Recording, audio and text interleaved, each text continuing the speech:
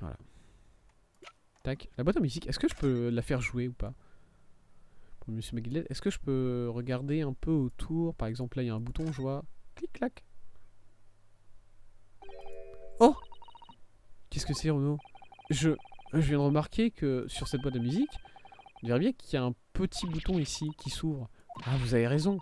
Bah, allez-y, appuyez. Ok, ok, voilà. Voilà. Vous voyez ça, par exemple? Ça veut dire que ça fait plusieurs sons. Hein. Voilà, si vous avez une sorte de peigne comme ça veut dire que ça produit plusieurs sons. Parce que chacun de ces peignes, c'est un son différent en fait. Et c'est la même chose de l'autre côté. Du coup, cette boîte à musique, voilà, le jeu a bien essayé de me faire croire qu'elle ne produit qu'un seul son, que des conneries. Dans ce cas-là, ça veut dire qu'on peut mettre un autre disque pour de l'autre côté pour jouer. Ouais, je pense, j'imagine. Et on dirait bien que le mouvement des deux mécanismes sont reliés entre eux. Mais Iris, t'as vérifié la boîte à musique tout à l'heure, t'aurais pas pu me le dire ça? Tu l'as pas vu? Désolé, je m'énerve contre toi, y a pas de raison, t'inquiète. Ils sont liés. Si on avait deux disques, on pourrait probablement les faire jouer en même temps. Ok. Ah bah c'est quand même bien de le savoir ça, dis donc. Qui aurait pu croire qu'il y avait un deuxième compartiment en dessous de la boîte? Eh bien, ce compartiment est comme le précédent. Ah! Ah, les lamelles du peigne sont toutes de la même... Ah, ça serait pour ça que ça joue qu'une seule musique, parce que toutes les lamelles sont exactement de la même... de la même taille. Et donc, ça ne produit qu'une seule tonalité, c'est ça? Comme l'autre. Ouais, exactement. Seulement, la longueur de ce peigne-là et du peigne qui est de l'autre côté, c'est pas les mêmes. Et du coup, le ton produit par ce mouvement ici est différent du ton qui est produit par l'autre. Ok? En gros, chaque mouvement produit une seule note, mais les notes qu'il produit sont différentes. Une boîte à musique qui ne joue que dans deux tons. Ok. Alors c'est peut-être pas du morse dans ce cas-là, à part si on est sur un délire où il y a un ton qui signifie les petits, enfin les, comment dire, c'est-à-dire que dans le code Morse, t'as des dots et t'as des dashes, voilà, t'as des points et t'as des lignes. Il y a un son qui serait les points et l'autre son serait les lignes, peut-être, quelque chose comme ça. Est-ce qu'on peut prendre le disque là et le jouer de l'autre côté quand même? Ok. Ouais, bon, il rentre parfaitement évidemment. Ouais, c'est fait pour. Et pourtant, le son produit n'est pas une musique et pourtant, on n'arrive pas à y trouver une quelconque signification. Ça ne fait juste aucun sens. Je me demande si peut-être il y a quelque chose à propos de... S'il y a quelque chose d'autre à propos de cette boîte à musique. Quelque chose qu'on n'a pas encore découvert. Ok, bon, maintenant on sait que cette boîte à musique a quelque chose d'autre. Ok. Bon. Allez, on peut se lancer là-dedans. Un officier de communication tel que moi ne pourrait pas voler des informations confidentielles gouvernementales. Pourquoi pas? Pourquoi pas? Et du coup, ce qu'il y a écrit dans ce journal, c'est correct. Des communications gouvernementales sont interceptées. Comment est-ce que je pourrais être au courant? Bah, je sais pas, qu'est-ce que vous voulez dire? Toutes les informations gouvernementales importantes sont... sont... Merde.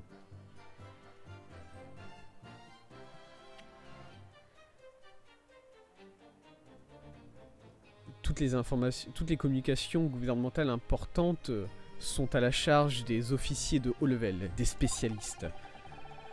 Les membres du personnel général dans la station ne travaillent pas avec des informations aussi sensibles.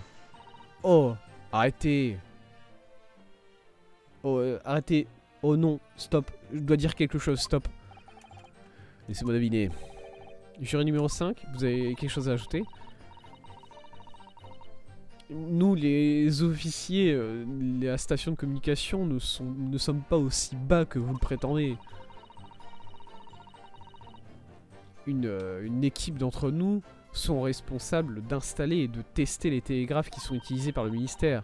Et Monsieur Graydon est le chef de ce groupe. Cela veut dire fascinant.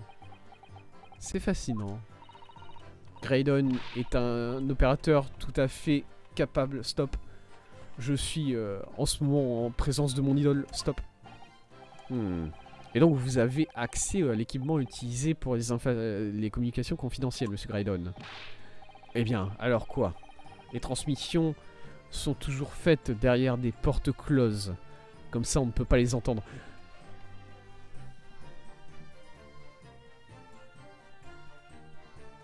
Oh, c'est une dinguerie si c'est ce que je pense. Oh, c'est une... Attends, est-ce qu'on est en train vraiment de me dire que c'est un graveur, ce truc? Est-ce que c'est pour graver des disques? C'est-à-dire que, imaginons, ça c'est le disque qui est utilisé par le gouvernement. Enfin, c'est la boîte à musique qui est utilisée par le gouvernement pour comment dire? Aïe. Pour sécuriser les informations, voilà, pour transmettre les informations sous forme de morse code. Et par contre, ça en fait, c'est pas vraiment l'outil qui est utilisé par le gouvernement, c'est un outil modifié. Et l'autre côté, qui est ici en dessous, permet de graver un disque quand il est joué sur la première face. Si on est sur quelque chose comme ça, c'est absolument fou. Et franchement, ça me vendrait du rêve. Voilà. Les transmissions sont réalisées derrière des portes closes, on ne peut pas les entendre. De toute façon, tous les messages sont cryptés quand ils sont envoyés. Les employés normaux ne peuvent pas les comprendre. Oh non, stop. De dire quelque chose, stop. Monsieur Graydon... prend souvent part à des réunions avec les techniciens du ministère et les techniciens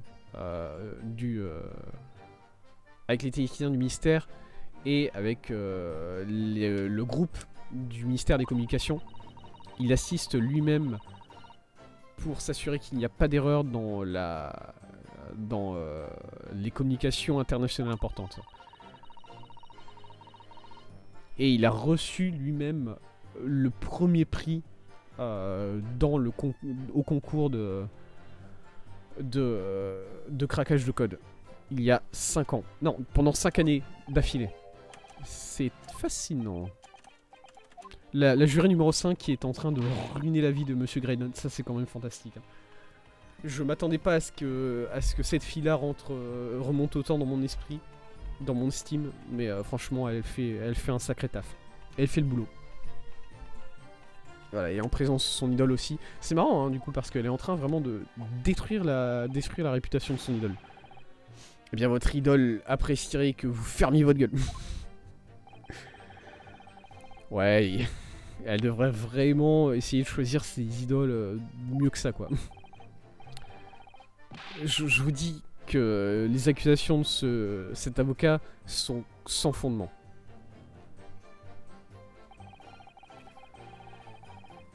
De toute façon, les sons produits par cette boîte à musique ne sont même pas du code Morse. C'est pas du code Morse? N'importe qui avec un cerveau se rendrait compte que ce n'est pas du code Morse après quelques secondes d'écoute. Bah, bien sûr, bien sûr. Sûrement, mon ami étudiant n'est pas inconnu au code Morse à ce point-là. Ah. Il a l'air véritablement choqué de mon ignorance et je sais pas si je dois bien le prendre ou pas. Je serais bien heureuse de démontrer la base pour vous, monsieur. Une leçon, ici au tribunal, vous voulez pas attendre, plutôt? Marc, allez-y, ça peut être important. Ah, 2 tons distincts. Ah, ça c'est important par contre. Le code Morse, c'est une série continue de 2 tons distincts. Des tons, vous dites? Des tonalités, oui. Il y a un dot et un dash. Et en combinant ces deux-là, on peut construire des lettres. Je vois. Par exemple, ça c'est un A. Ça c'est un B. D'accord. Moi je connais que le E. Hein, parce que le E, littéralement, c'est dot. Voilà, c'est tout. Bon après, évidemment, je connais SOS, mais bon, ça compte pas. Moi je sais juste que le E c'est un point, c'est tout. Du coup c'est facile. Je sais même pas s'il y a un dash. Un dash c'est quoi? C'est I peut-être? Voilà, j'imagine que, à mon avis, les sons les plus simples, c'est pour les lettres les plus utilisées. Genre là, le A, je crois que c'était dot dash. Le B, un peu plus compliqué, dash dot dot, quelque chose comme ça. Mais si vous écoutez le son produit par cette boîte à musique, on n'entend qu'un seul ton, non? Ok, non, c'était pas... Mon monde s'effondre. Ce n'était en réalité pas une machine pour graver un CD. C'était juste effectivement qu'il n'y a qu'un seul ton et l'autre CD est autre part. Voilà, l'autre CD qui permet de jouer le deuxième ton est autre part. Mais ça a l'air si similaire. Je veux dire, le rythme, c'est la même chose et tout. Mais il n'y a il n'y a aucun sens qu'on peut discerner derrière cette séquence de sons. Et donc votre assertion a un problème fondamental. Ça n'est pas du code Morse. Ah merde. Vraiment, vous ne devriez pas être aussi surpris. Qu'est-ce que je vous ai dit? Cette boîte à musique n'est rien d'autre qu'un morceau de ferraille. Peut-être que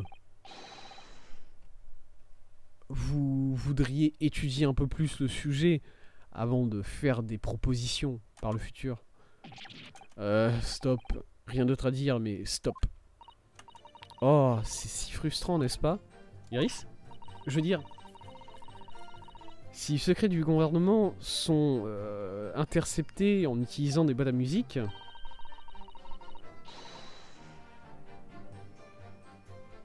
il y a tellement de choses qui, d'un seul coup, deviendraient plus claires. Est-ce qu'il y a peut-être quelque chose que je n'ai pas pris en considération encore? Est-ce que ça serait vraiment impossible Est-ce que ça serait vraiment impossible d'utiliser cette boîte à musique pour transmettre du code Morse? Possible, hein. Il y a encore une possibilité que cette machine soit utilisée pour transmettre des secrets gouvernementaux. C'est l'assertion c'est ce que pense la défense en tout cas. Mission. Est-ce que ça vous fait plaisir de savoir? Est-ce que ça vous fait plaisir de répéter comme ça, mon ami Nippon, les mêmes propositions à l'infini? Ça a déjà été établi que pour que ça puisse être du code Morse, il faut deux tonalités, des dots et des dash. Oui, j'en ai bien conscience, ouais. Et dans ce cas-là, quoi? Eh bien, on dirait bien que la défense a une hypothèse qu'elle voudrait mettre en avant. Vous devriez bien présenter votre idée tout de suite, conseiller. Comment est-ce que vous proposez que cette boîte à musique, qui apparemment ne peut produire qu'une seule tonalité, puisse être utilisée pour déchiffrer, enfin pour chiffrer, pour crypter des messages secrets en code Morse? Regardez bien les mecs, je vais vous mindfuck. Bam. Oh, oh, oh, oh, oh. Oui, oui, oui. Ah, on l'a déjà... Allez, allez. Allez. Allez. Allez, allez, allez, allez, allez, allez. Allez, allez, allez, allez,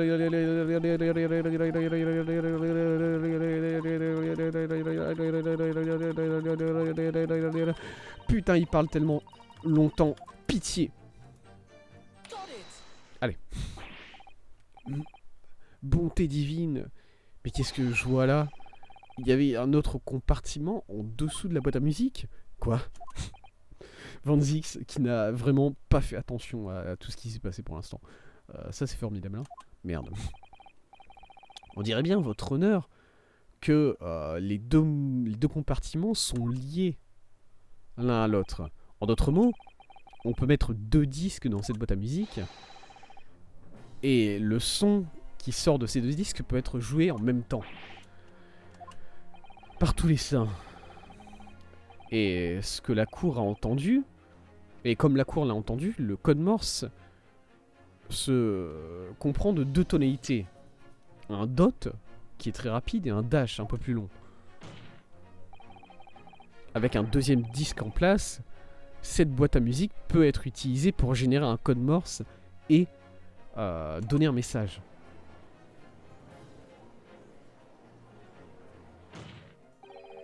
C'est plus qu'une farce maintenant. Pardon ? La pauvre excuse de ce faux avocat n'a absolument aucune preuve de ce qu'il est en train de dire. Même si, bien sûr, si mon ami étudiant était capable de présenter à la cour un 2e disque, ça serait quelque chose d'autre, n'est-ce pas ? Alors, je peux pas tout de suite, mais je pourrais peut-être. Et peut-être que je peux rappeler à la cour que, comme l'a dit le témoin, comme l'a pointé du doigt le témoin, il n'était pas sur l'omnibus avec Monsieur McGillette il y a 2 mois, en train de faire un échange à propos d'un disque ou de plusieurs disques. En effet, c'était Monsieur Mason, le briquetier. Exactement. Je n'ai rien à voir avec tout ça.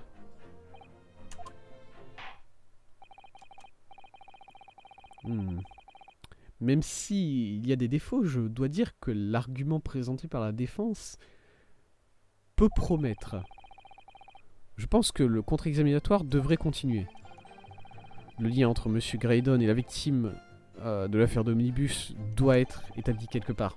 Et je l'ai juste pas encore trouvé. Ah merde. On dirait bien qu'il va falloir un argument avec un peu plus de force. Renaud. Nous continuerons le témoignage si vous voulez bien, Monsieur Graydon. Si je le dois. Même si je maintiens exactement ce que j'ai dit au début de ce contre-examinatoire sans valeur. Je peux voir quelque chose, s'il vous plaît? Ah, laisse 2 secondes. Je vais aller voir ce que disait Monsieur Mason, briquetier du côté est, de la rive est de Londres. Est-ce qu'on peut savoir exactement sur... C'est un briquetier sur quel bâtiment? Sur quel bâtiment elles ont utilisé les briques qu'il a fait? Voilà, à quel... est-ce qu'il pouvait avoir un lien avec avec Monsieur Graydon au niveau du bâtiment, quoi? Si... c'est bien que c'est tiré par les cheveux, mais est-ce qu'il a travaillé peut-être sur la station de communication où Monsieur Graydon travaille, quoi? C'est vraiment, hein, j'essaye de me rattraper à tout ce que je peux là. Alors, c'était un petit briquetier sans valeur. Il y a un instant. Donc, il y a 2 mois, dans cet omnibus, Monsieur McGilded a tué un briquetier et a volé ce disque. Monsieur Maidon était un homme célibataire qui n'avait presque rien à son nom. Il vivait en tant qu'artisan de quartier et les gens se souviennent très peu de lui. Ça n'a aucun sens pourtant, n'est-ce pas? Comment est-ce qu'un humble briquetier pourrait acquérir des secrets gouvernementaux comme ça? Comment, effectivement? Il y avait bien quelqu'un d'autre impliqué derrière tout ça. Quelqu'un qui aurait acquis ce disque et l'aurait donné à Monsieur Mason.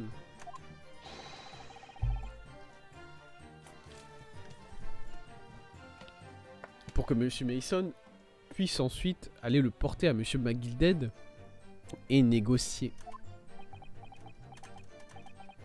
Mon Dieu.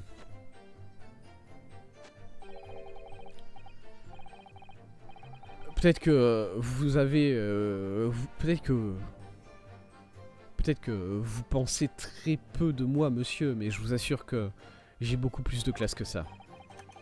Un vieux briquetier d'un artisan, un artisan de quartier et cet officier de communication pas mal riche. Si seulement je pouvais trouver une preuve qui relie ces deux-là entre eux. Hmm. Si vous n'avez rien d'autre à ajouter sur cette note-là... Attendez, est-ce que j'ai été con jusqu'à présent? Le ticket...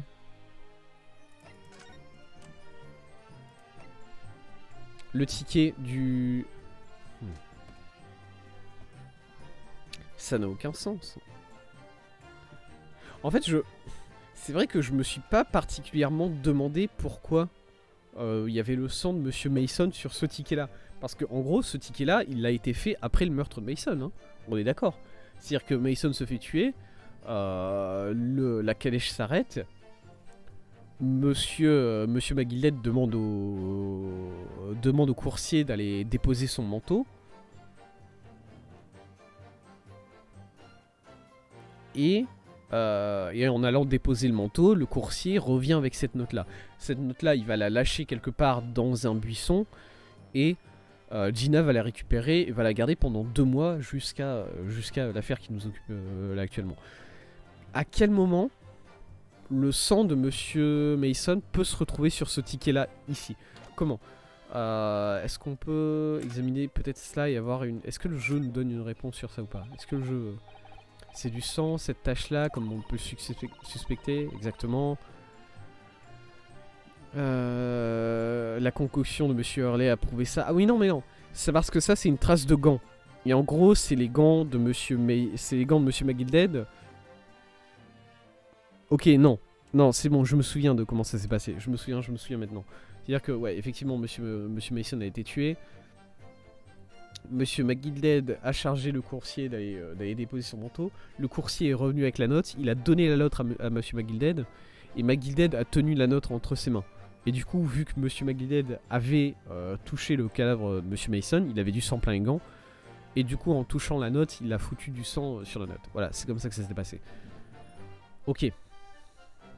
Est-ce que ça peut être utilisé pour relier Monsieur Mason d'une quelconque manière à Monsieur... J'oublie toujours son Graydon. Voilà, c'est ça, Graydon.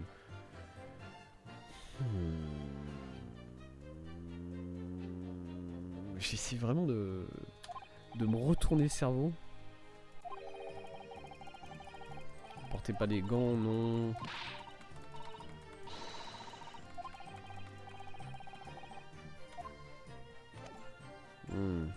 Ok. Ça reste à voir, mais je sais pas, j'arrive pas à imaginer vraiment. Ah, c'est vrai qu'il y a ces deux-là qui étaient là, putain. J'ai failli les oublier, vous savez. Ok, messieurs, qu'est-ce que vous allez dire? Comme Monsieur Graydon vous a dit de le faire, j'imagine, c'est ça? Exactement, ouais. Qui d'autre, hein? Et pauvre moi qui pensait juste que... il revenait nous voir après toutes ces années. Mais ce pourri, il avait juste un sale boulot à nous faire. N'est-ce pas, H?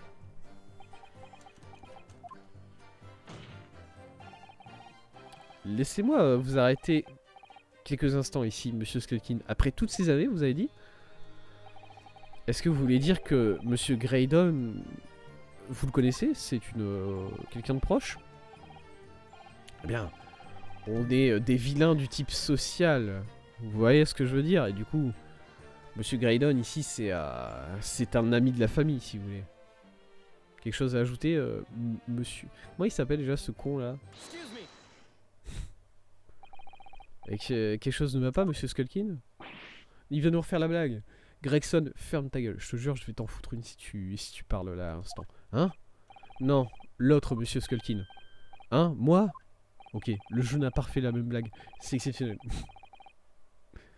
Quand votre frère vient de témoigner, par rapport à ce que vient de dire votre frère juste à l'instant dans votre témoignage, j'ai l'impression que vous avez réagi.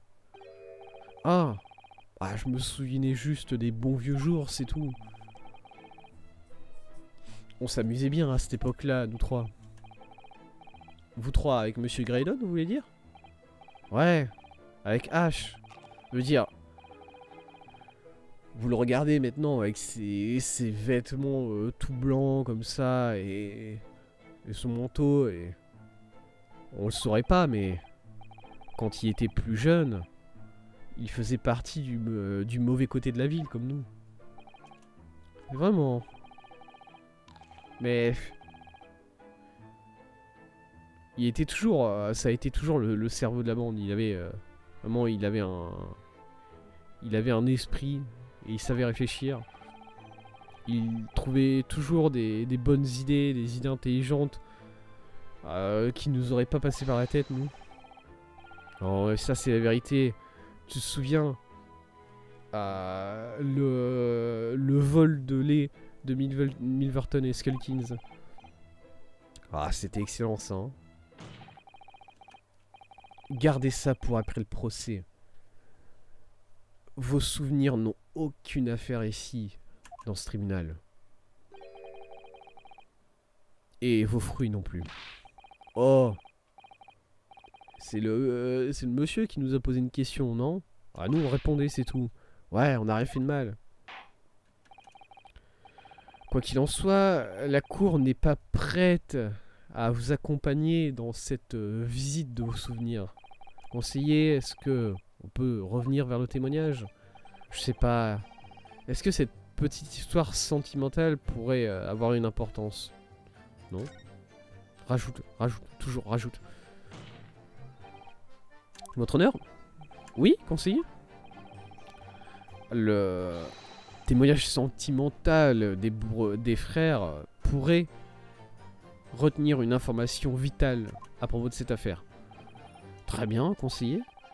Je vais permettre que les frères ajoutent à leur témoignage ce détail. Rapidement, s'il vous plaît. Allez. Ok. Milverton et Skulkin Milkrun.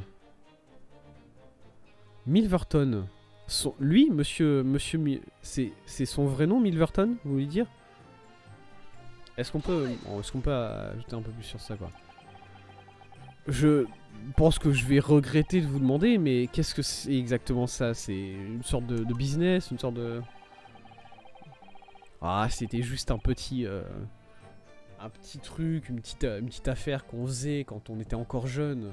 Pour s'amuser, si vous voulez, vraiment. Hein. Ouais, on apportait du lait frais aux locaux, et c'était à peu près tout.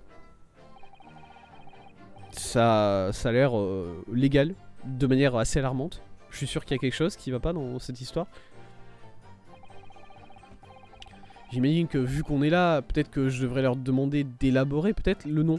Le nom, c'est ce qui m'intéresse vraiment, je m'en fous. Après, ils font des activités illégales, c'est surfait. Voilà, enfin c'est surfait, c'est déjà vu. Et du coup, c'était plutôt marrant, vous dites. Et c'était vous et Monsieur Graydon qui étaient impliqués, c'est ça? Ouais, c'est ça. Milverton et Skullkins, c'est ça? Ouais, c'est ça. Et il vient d'où le Milverton par exemple? Oh bah... Je pensais que des gens intelligents comme vous auraient... C'est fini avec tout ça. Pendant combien de temps on va devoir entendre ce genre de... Objection. Laissez-moi deviner. Vous n'acceptez pas. Vous niez ce que ces deux témoins sont en train de dire. Évidemment. Bon. Dites-moi. Pourquoi est-ce que... C'est seulement à la mention du nom de Milverton que vous avez décidé d'interjecter? Voilà, un instant. Hein. Parce que, eh bien,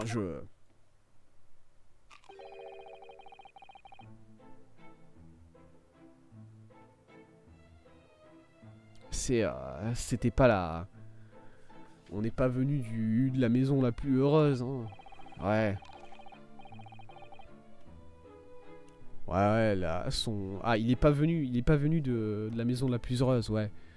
Son vieux avait vraiment besoin d'argent et sa femme l'avait quitté. Et du coup, il a pris le nom de Graydon, vous voyez. Mais H, ça serait toujours Milverton pour nous. Milverton. Et donc, c'était ça votre nom de famille avant, c'est ça?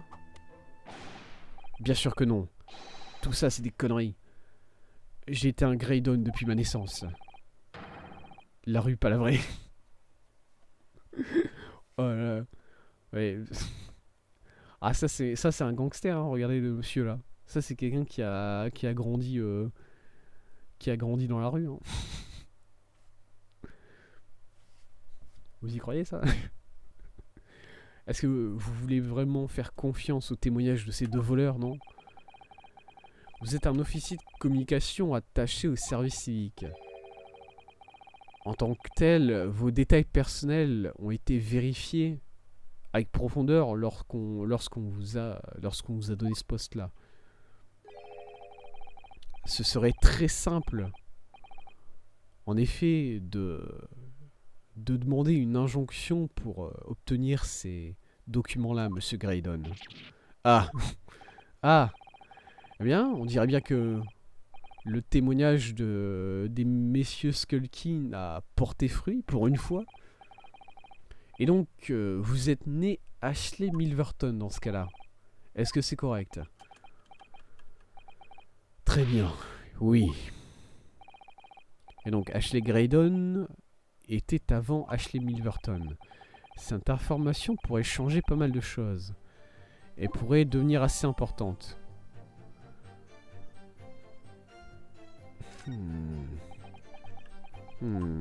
Comment est-ce que ça pourrait être Ok, d'un seul coup...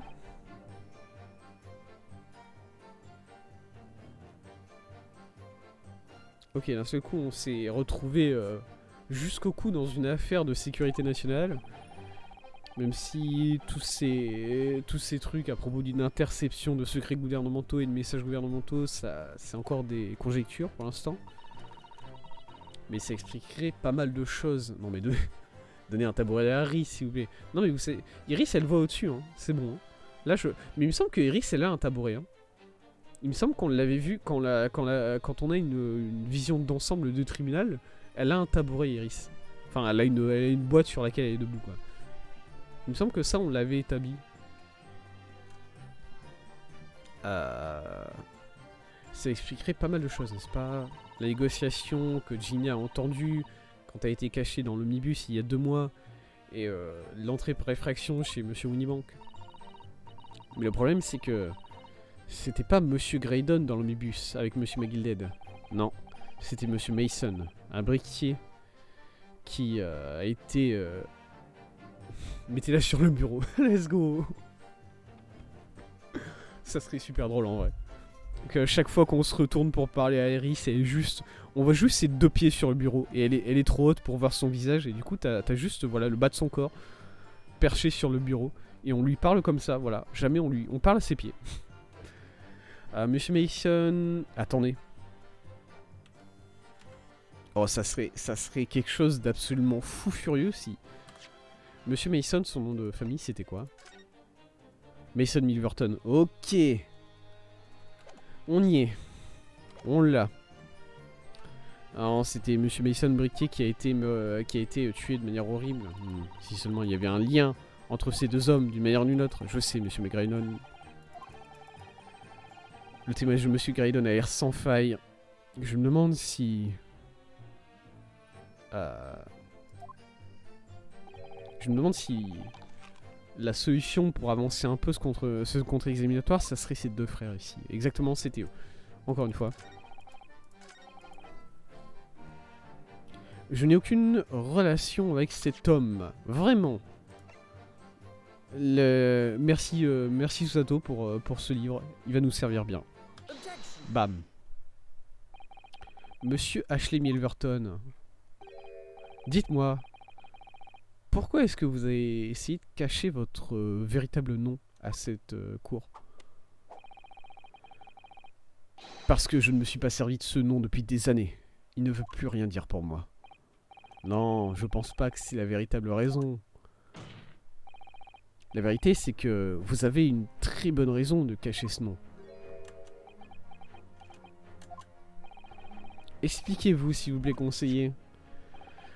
J'ai ici les notes à propos de l'affaire de l'omnibus, votre honneur. Et tout comme on le sait, la victime, un homme dont on sait maintenant qu'il négociait avec Monsieur McGilded, dégaine le savant. Let's go. On le coupe en deux. Oui, c'était Monsieur Mason, le briquetier. C'est exact. Seulement, Mason, c'était pas son nom de famille du tout. C'était un prénom. Son véritable nom complet, c'était Mason Milverton. Milverton? Est-ce que vous voulez dire par tous les saints? Monsieur Ashley Milverton, est-ce que ça serait pas le cas que Monsieur Mason Milverton, c'est votre père?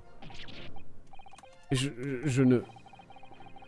Je pense l'avoir mentionné plus tôt, mais l'histoire de votre famille a été vérifiée de manière assez approfondie quand vous avez rejoint le service civique. Et du coup, ça ne prendrait vraiment aucun temps pour la cour d'aller vérifier ces registres-là, ok?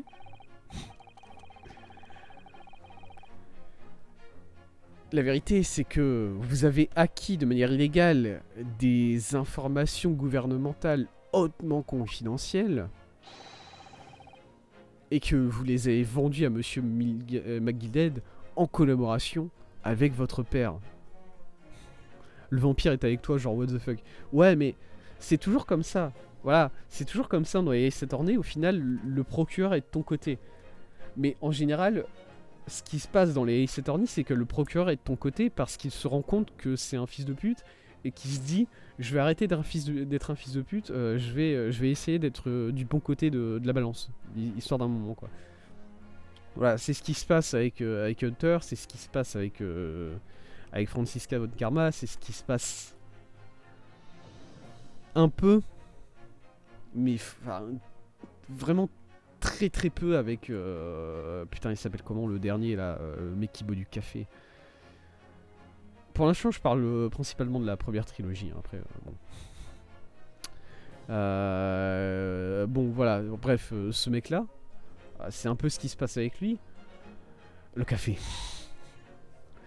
Mais c'est toujours ce qui passe. Le problème avec Van Zix, c'est qu'il s'est pas rendu compte que... En fait, Van Zix n'essaye pas de se racheter en étant de notre côté. C'est juste que c'est nous qui, maintenant, c'est plutôt nous qui sommes du côté de Van Zix. Voilà. Van Zix, lui, ça fait 30 piges. Van Zix, ça fait 2 mois qu'il essaye de détruire la réputation de McGilded. Et on l'aide en ce moment à faire ça. Et c'est pour ça qu'il est de notre côté. C'est pas Van Zix qui est de notre côté, c'est nous qui sommes du côté de Van Zix. Et du coup, Van Zix est vraiment toujours un gros connard, quoi. Ça n'a pas changé. Ça, vraiment pas du tout. Et c'est pour ça que c'est insupportable. Et du coup, vous avez vendu ces informations-là à Monsieur Gilden en collaboration avec votre père. Petite pirouette. Let's go. Les faits nouveaux et les preuves qui ont été dévoilées lors du contre-examinatoire de ce témoin se rejoignent tous pour révéler la vérité. La vérité, vous dites. La vérité est que vous avez collaboré avec votre père, Monsieur Mason Milverton, pour faire des échanges illégaux avec Monsieur Magnus McGilded. En utilisant cette boîte à musique, j'imagine conseiller. Exactement. Voler des informations envoyées par le gouvernement, par le service des communications gouvernementales, et les vendre à Monsieur McGilded. Monsieur Graydon a créé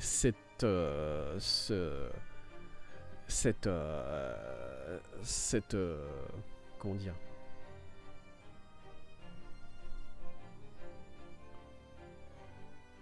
Monsieur Graydon a créé ce schéma, a créé cette boîte avec une boîte à musique qui permet d'utiliser 2 disques pour encoder les informations. Pour, on peut le présumer, avoir une mesure de sécurité si jamais les informations tombaient entre de mauvaises mains. Et c'est une mesure de sécurité assez efficace, je dois dire. Puisque je n'aurais donné aucune véracité à ce machiavélisme que vous décrivez. Mais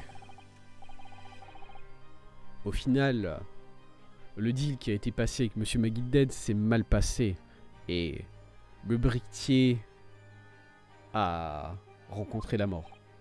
Oui, mais avant qu'il puisse être arrêté, Monsieur McGilded a réussi à disposer de manière temporaire, à se débarrasser de manière temporaire du disque volé chez un prêteur sur gage. Et en apprenant cette situation, vous êtes apparu chez Monsieur Newinbank il y a 2 jours, en essayant de récupérer les 2 articles que Monsieur McGilded avait laissés derrière lui chez le prêteur. Mais cela a échoué.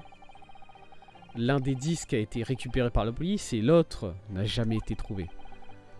Et la même nuit, vous avez donc récupéré l'aide des 2 frères Skulkin et vous êtes entré par effraction dans le magasin de prêt sur gage. Cette fois-ci, vous étiez déterminé à récupérer le 2e disque. Est-ce que vous êtes en train de suggérer que ce 2e disque était à l'intérieur de cette boîte à musique? Hein? Oui, on ne savait rien de tout ça. Et la nuit en question, quand Monsieur Winniebank a été tué...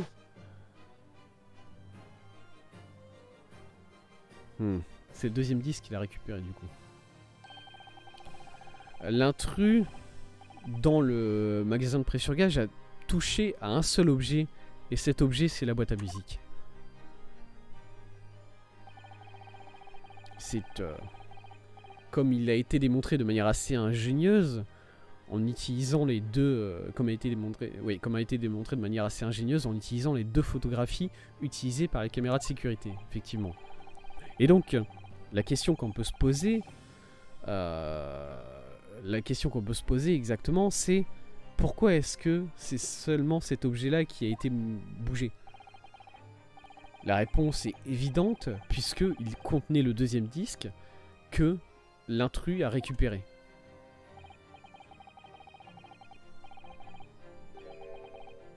Puisque, évidemment, si ce disque tombait entre les mains de la police, il deviendrait alors la preuve d'une haute trahison. Eh bien, Monsieur Graydon, est-ce que vous niez que tout cela se l'est passé cette nuit-là en question, il y a 2 mois? Je refuse d'accepter toutes ces folies. Monsieur, on dirait bien qu'il y a un peu de sang qui sort de la manche de votre manteau. Ah ouais? Putain, je l'avais pas vu. Vous savez quoi? Je l'avais même pas vu ça. Ouais. Bah après, je sais pas. Ouais, c'est du sang, c'est un peu rouge. Moi, j'ai plus l'impression que le mec s'est chié sur le bras. Mais écoutez, à chacun ses... chacun ses trucs. Hein. Quoi? Ah, merde. Il y a 2 jours. Il y a 2 nuits de cela. On sait que 3 tirs ont été tirés sur la scène du crime. Chez le prêteur sur gage Unibank. L'un de ces tirs a pris la vie du prêteur lui-même. L'un de ces tirs a atteint la pochette de Monsieur Sholmes sur sa taille. Et le dernier tir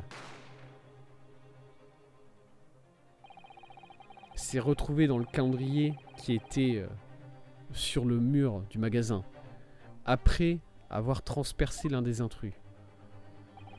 Monsieur Graydon, votre blessure que vous avez sur le bras, que vous essayez de cacher depuis tout à l'heure, est-ce que c'est une blessure de balle? Ah, tu t'es fait avoir, mon vieux con. C'est l'heure d'arrêter de prétendre et de parler, je pense.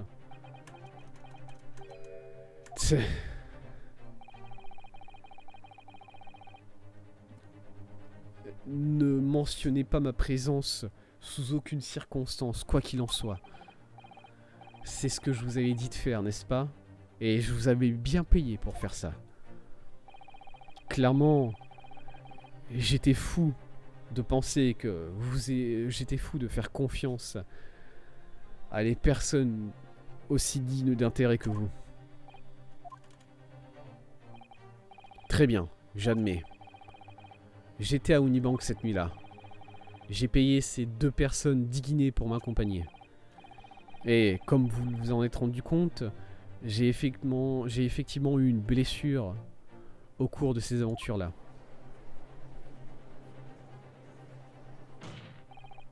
Mais c'est tout. Je n'admets rien de plus. Voler des secrets gouvernementaux, négocier avec Monsieur McGilded. Ah, de danser, je te jure. Si Dieu en est mon témoin, je ne me souviens de rien de la sorte. Ah, il va pas laisser se faire sans un bon combat. Pas avant que je puisse lui montrer des véritables preuves, j'imagine. Quoi qu'il en soit, la défense a maintenant établi un fait crucial, qui est...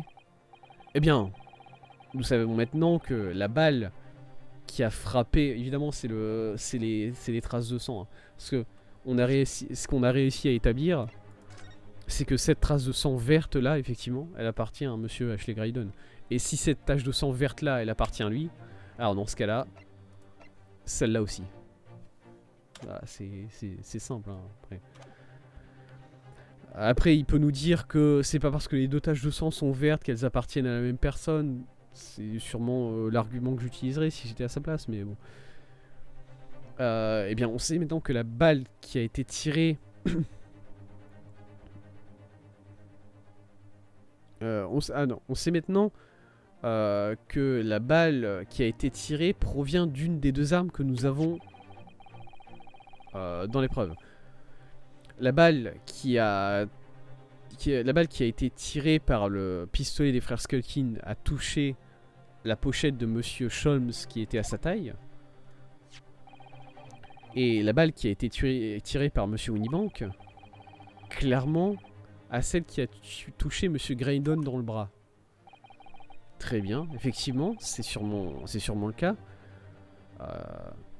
On ne peut pas...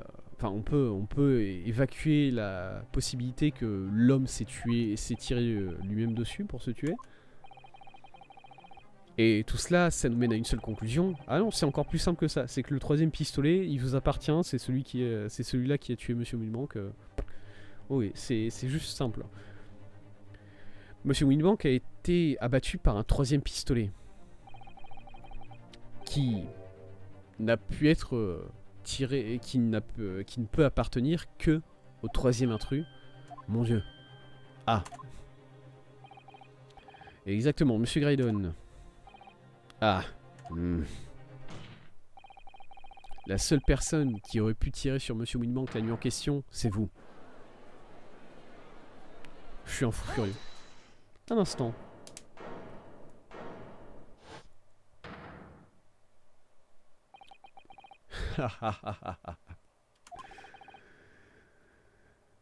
Espèce de petit malandrin.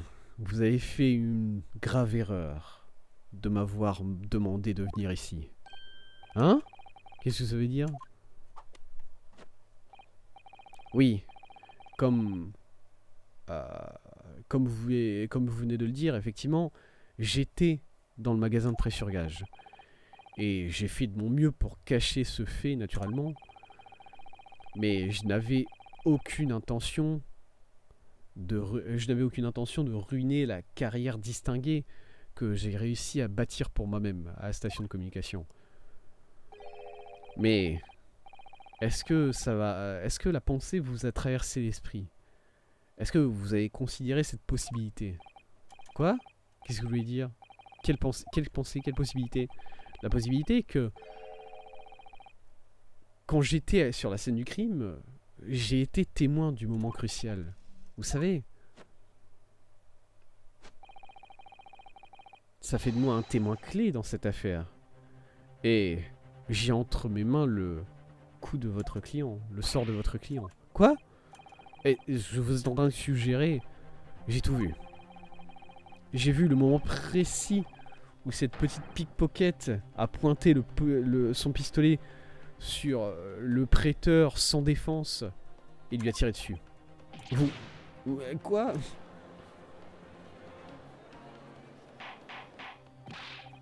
De l'ordre. Eh bien, on dirait bien que nous entrons enfin dans le dernier acte de ce procès théâtral. Monsieur Graydon. Oui. Je vous fais confiance quant aux implications de ce que vous êtes en train de faire. Si il apparaît que ce que vous dites est faux, vous serez incriminé vous-même en tant que tueur. Oh, je comprends parfaitement. Dans ce cas-là, je dois vous demander de donner un témoignage formel, une fois de plus. Vous expliquerez à la cour précisément ce que vous avez vu au moment où l'accusé a tiré sur la victime. Rien ne pourrait me donner plus plaisir que cela. Ok? Dans ce cas-là...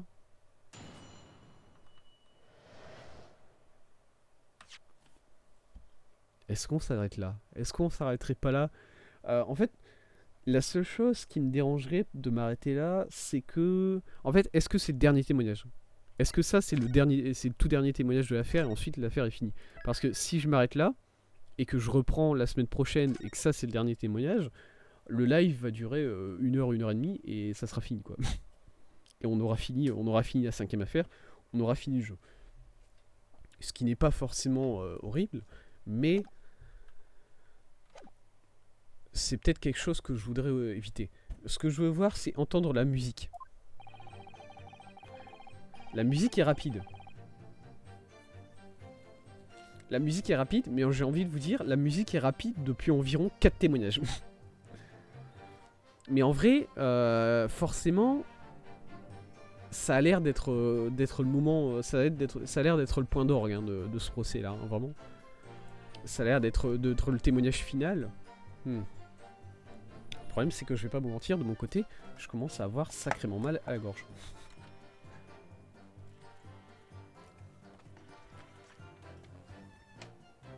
Du coup,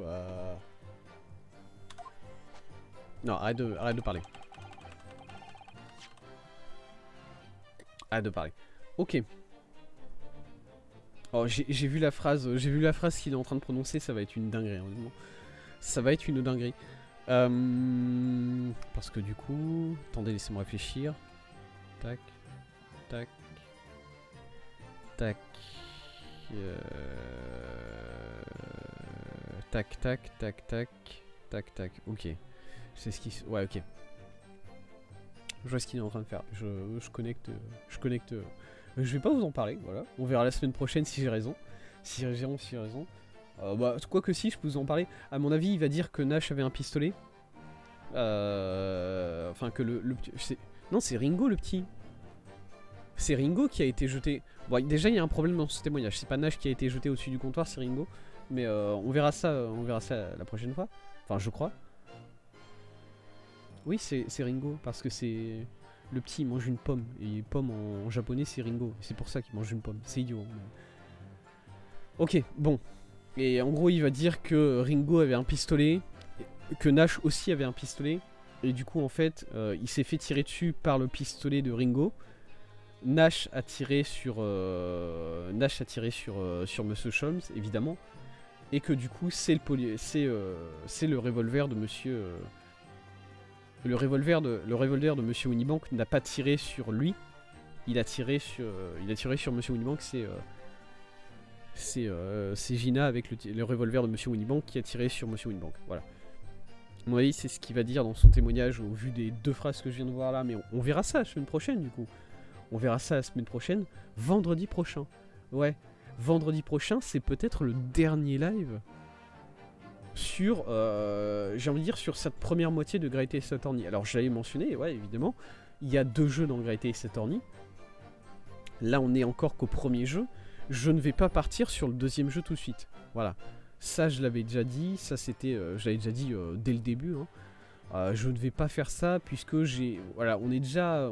Bah, on va être à 20 lives sur Great Ace Attorney. J'ai envie de passer temporairement à autre chose. Voilà. Sur quelque chose d'autre. Et on reprendra Great Ace Attorney après ça, au final, tout simplement. Voilà. Après que, voilà, on va juste faire une petite pause dans les Ace Attorney et ensuite on reprendra tranquillement. Et du coup, prochain live, et peut-être dernier live avant un petit moment sur Greatest Attorney, ça sera vendredi prochain à 16h. Tellement hâte. Tellement hâte, tellement hâte, tellement hâte. Et du coup, merci beaucoup. Merci beaucoup d'avoir été sur ce live avec moi. Merci beaucoup d'avoir regardé ce live. Merci d'avoir regardé la VOD si vous regardez en VOD. Merci Etsu qui était là, pour insulter Van Zix avec moi évidemment. Peut-être le pire procureur qui est sorti des jeux Ace Attorney. Je réfléchis. Il y en a certains que je connais pas aussi. Comment il s'appelait déjà le mec Parce que bon, il faut quand même rappeler. Bon, je vais pas tout spoiler, mais le procureur de Dual Destiny, c'était quand même un prisonnier. Hein. Bon, à partir de là, c'est dur de faire pire que ça, mais voilà. Bref. Et du coup, voilà, prochain live de Greatest Attorney vendredi. Prochain live tout court, c'est demain. C'est demain à 16h, on est sur Elden Ring. Nouvelle config, on est à 30 FPS enfin, sauf que peut-être pas, puisque du coup j'ai augmenté un peu la gueule du jeu, j'ai un peu augmenté les graphismes et tout ça. On verra si on est toujours à 30 FPS avec les graphismes augmentés. Je pense que ça devrait aller, mais on aura la vérification demain, à proprement parler, et du coup j'ai hâte. Sinon, à part ça, bah, on continue la péninsule larmoyante hein, sur Elden Ring. Il n'y a pas la péninsule larmoyante, le Liurnia. Voilà, on continue le Liurnia dans Elden Ring.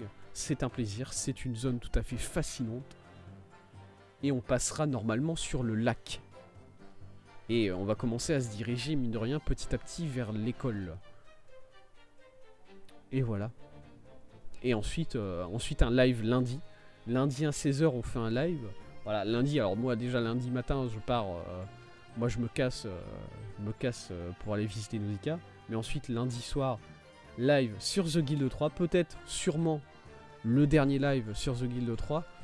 Où on verra jusqu'à quel point on peut pousser tout ce qu'on veut faire. Et voilà. Et voilà au final. Et du coup, en attendant ces lives-là, je vous souhaite une bonne journée, une bonne soirée en fonction de quand vous me regardez. Et salut!